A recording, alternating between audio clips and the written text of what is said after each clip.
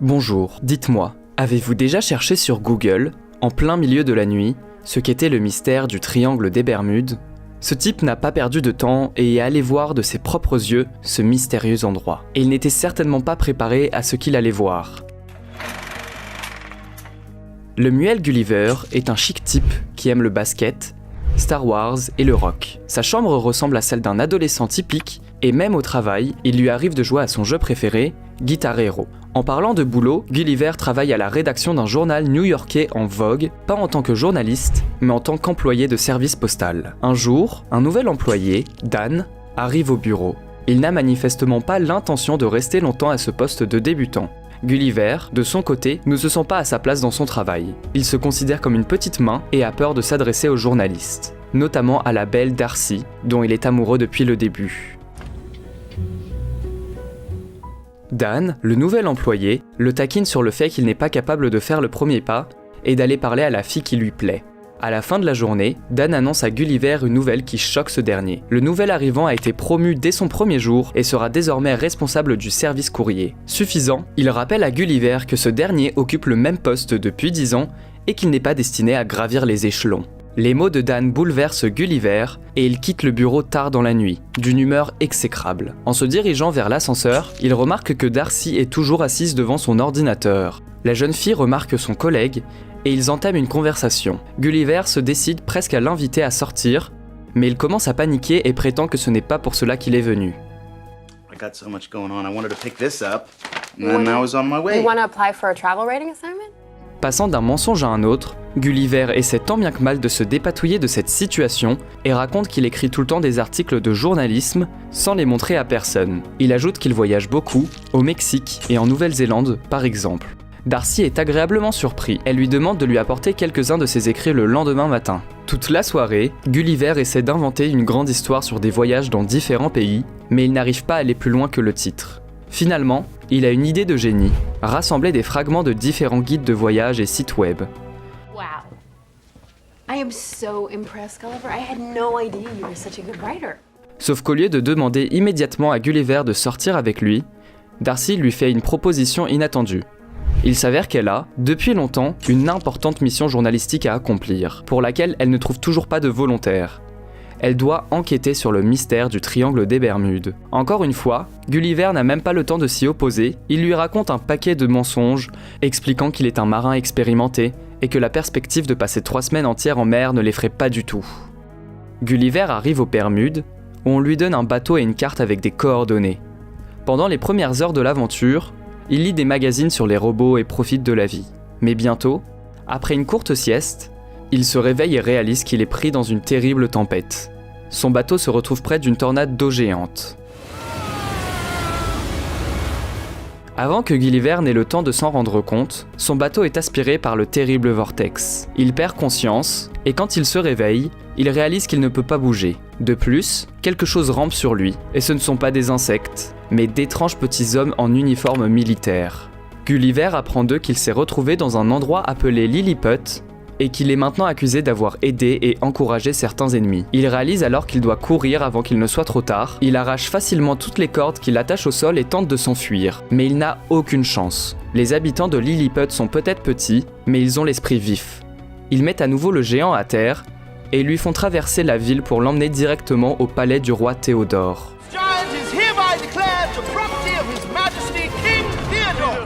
La princesse Marie dit à son père qu'il est inhumain de traiter un invité de cette façon. Elle demande si le géant peut être libéré de ses liens. Cependant, son fiancé, le général local Edward, s'y oppose farouchement. Il est convaincu que Gulliver est un espion du royaume ennemi de Blefuscu et exige qu'il soit mis en détention. Gulliver est jeté dans un donjon. Il y rencontre Horatio, un Lilliputien emprisonné pour avoir manifesté son amour pour la princesse Marie. Gulliver n'arrive pas à croire qu'on puisse être envoyé en prison pour une telle chose. Horatio lui explique qu'une telle chose n'est pas permise aux hommes de sa classe, à moins qu'ils ne commettent un acte incroyablement valeureux. La conversation entre les malheureux amis est interrompue par le général Edward. Gulliver tente de gagner ses faveurs et lui demande de desserrer les fers, mais il refuse. Au lieu de cela, il scelle le géant et lui fait labourer les champs.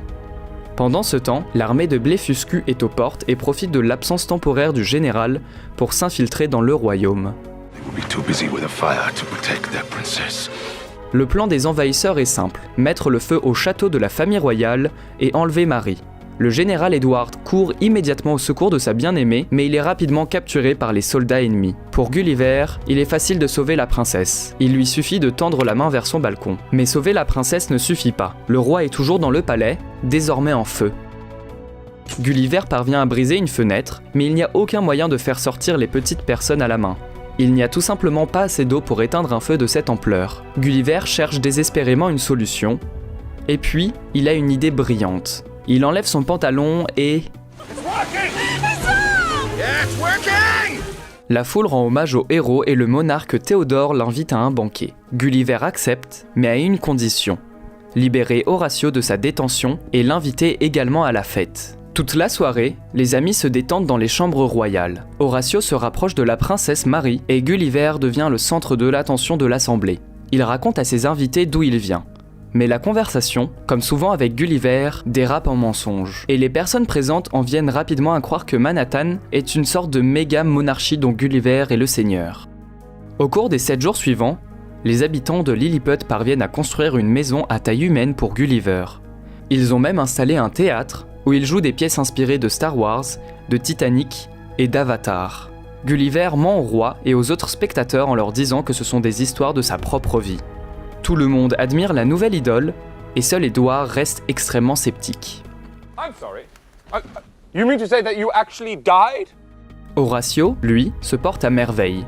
Son nouvel ami lui donne des conseils de drague, et il chante une chanson inédite pour sa bien-aimée. Il semble que la princesse se laisse charmer et se désintéresse petit à petit du général Edward.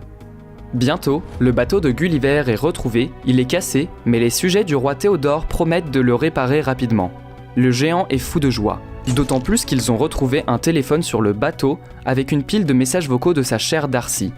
Gulliver s'attend à entendre des mots d'amour de la part de la jeune fille, mais... Pendant l'absence de Gulliver, Darcy a eu le temps de regarder de plus près son article et de découvrir qu'il était entièrement copié de guides et d'articles d'internet. Maintenant, la journaliste va devoir effectuer elle-même la mission rédactionnelle et elle ne veut plus jamais revoir Gulliver. L'enthousiasme du géant disparaît aussitôt. Le soir, il reste assis, seul et triste, alors qu'il est soudain abordé par la princesse Marie. Elle devine que Gulliver est bouleversé à cause de la princesse qui l'attend dans un royaume lointain. Soudain, Marie avoue qu'elle aussi est troublée par des affaires de cœur. Elle est tombée amoureuse d'Horatio. Gulliver lui remonte le moral et lui dit qu'elle doit suivre l'appel de son cœur. Il demande également au roi de lui permettre de rester un peu plus longtemps. Quand Edward apprend que le géant n'est pas pressé de partir, il devient furieux. Le roi n'apprécie pas son insolence et décide de nommer Gulliver en tant que général, faisant d'Edward le général adjoint. Ce dernier est tellement humilié qu'il en devient fou et décide de se venger. Edward abaisse les défenses qui protègent les côtes lilliputiennes des envahisseurs et les soldats de Blefusco profitent immédiatement de la situation. Gulliver est désormais le seul espoir des habitants de Lilliput, car il est le seul à pouvoir arrêter la flotte d'invasion. Gulliver n'abandonne pas face à la difficulté de la tâche. Il entre courageusement dans l'eau et entreprend de négocier avec l'ennemi. Le géant avoue qu'il ne veut tuer personne et propose aux marins du royaume de Blefuscu de jouer le jeu et de partir. Cependant, les envahisseurs n'apprécient pas du tout la pitié du général. Gulliver, bien sûr, ne risque rien avec des canons de cette taille. Il se remet immédiatement des coups de feu et d'un élan de frénésie élimine toute la flotte ennemie d'un seul revers de la main. Il est accueilli en héros et le plan d'Edward échoue. La princesse rejette également le général et déclare vouloir rompre ses fiançailles avec lui. Edward est furieux. Il n'a plus d'option de vengeance et décide de prendre une mesure extrême. Une visite à l'état ennemi voisin. Le général adjoint annonce alors au roi local que Gulliver a transformé Lilliput en une copie du lointain et répugnant Manhattan. Et s'ils n'agissent pas, la même chose arrivera bientôt à leur royaume. Edward leur propose un plan qu'il a conçu à partir du manuel de robotique trouvé dans le bateau de Gulliver. Bientôt, les mystérieux 5 coups retentissent sur la place principale de Lilliput, et la foule se disperse dans la panique générale. Horatio dit à Gulliver que quelque chose de terrible est sur le point de se produire, et le géant voit alors devant lui un étrange robot contrôlé par Edward. Le roi comprend que le serviteur l'a trahi et que seul Gulliver peut sauver la monarchie. Le géant est alors confronté à une bataille décisive, à laquelle il accepte facilement de se mêler, bien qu'il n'ait aucune idée de ce qui l'attend ensuite.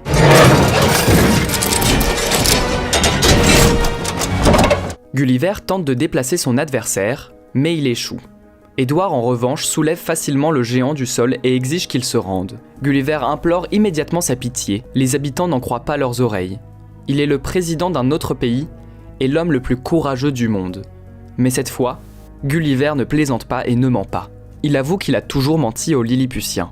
Après cette défaite humiliante, Édouard ordonne que Gulliver soit attaché à un radeau et l'envoie sur une île voisine. Le géant a entendu dire qu'elle était dangereuse, mais quand elle y arrive, elle semble relativement calme. Pas pour longtemps, cependant.